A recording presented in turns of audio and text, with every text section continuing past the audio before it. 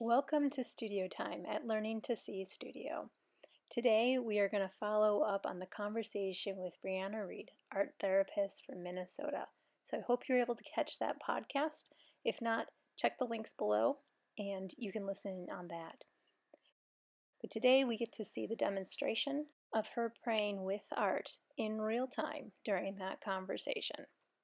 And then I will do a little time lapse video and voiceover to show you the first prompt in the new devotional workbook that she has written, Painting in His Presence. I hope these examples and discussion inspire you to go ahead and meet God through your art supplies today. It doesn't have to be fancy, it doesn't have to be a masterpiece. It can be simple, it can be a doodle, it can be a playful experiment. But let Him meet you where you are and transform not just the page, but your spirit as well. Did you have a demo today you wanted to show us? I can. Be awesome. I got all the things. You got all the things. You're in I your do. office. Okay, so today, as I'm thinking about prayers and connecting with God, I have a lot going on in my life. And where I would say what I'm praying for right now is just like a slow down feeling. I have been busy and we have had a death in our family and there's just been a lot and just wanting like a slow piece of being in God's presence. And so I'm just feeling watercolors because that is calming and grounding.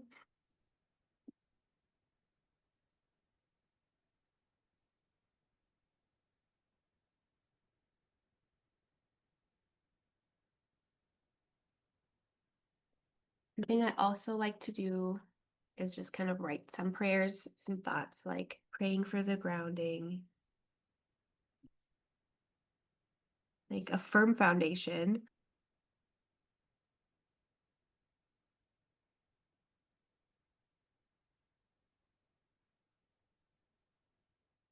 Think like a direction. I'm going to actually turn this into like a path.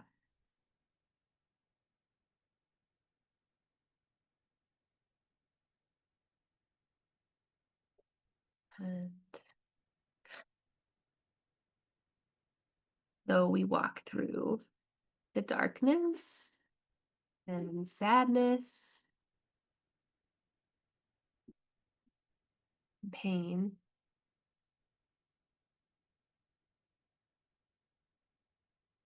right, draw my path. I want it to be green. That for me represents more of a grounding, growth formation, like foundation.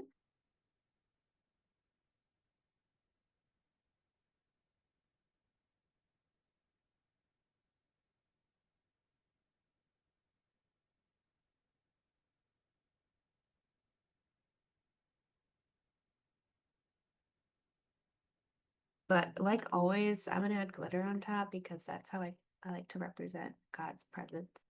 But our lives are never free of storms.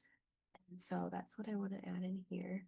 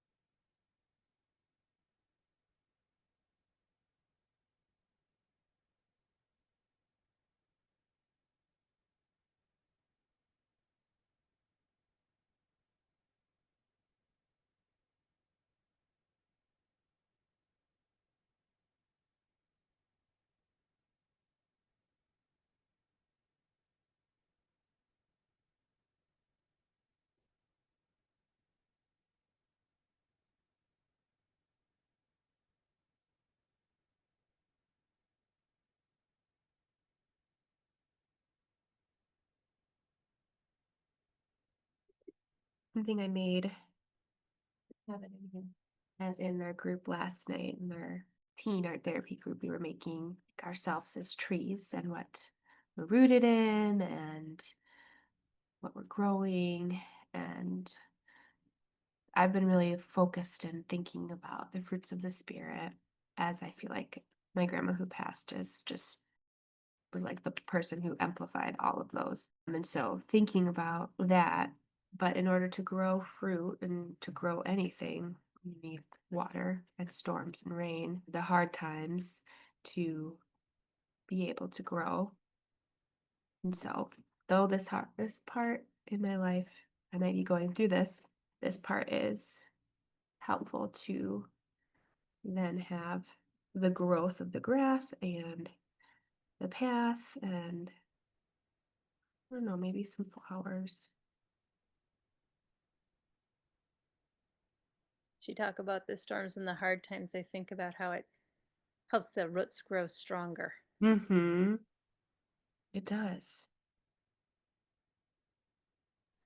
And even in greenhouses, they have the fans going so that the stems are strong. I didn't know that. That makes sense. You need the storm, which kind of stinks, but it's important. There's a purpose to it. There is a purpose, and that's something to remind us of. One thing that always amazes me about prayer time, and it's true whether you're praying verbally or in a journal or visually with art supplies, collage, paint, etc., is the transformation that takes place. So I don't know if you noticed during that conversation while Bre prayed with her art materials, she started with looking for stillness. Then she moved it to some grief and gratitude for the fruit of the Spirit that her grandmother exemplified so well. And then she moved into there is purpose in the pain. So I hope as you engage in some art making and prayer time with God, that you'll allow those transformations to take place. Bree sent over her workbook that she mentioned in the podcast for me to test out and share with you, and I would really encourage you to get it. She is right, the paper is sturdy. It's a great size for experimenting and being playful, making a mess with your paint supplies. The first prompt, which is what I decided to just jump into for studio time this month, what better place to start than at the beginning, right? So the first devotional she has in here, the first prompt, is about 2 Corinthians 10:5, about taking every thought captive. So I'll just read that verse for you right now. We demolish arguments and every pretension that sets itself up against the knowledge of God, and we take captive every thought to make it obedient to Christ. After reading her one-page devotional on that verse and answering 3 brief questions, I went and gathered some art supplies. Those 3 questions were this: what does taking your thoughts captive look like to you? For me, it was a lasso, prisoners in shackles, and a sheepdog herding a large flock of sheep with a lot of stragglers. So that one kind of made me smile.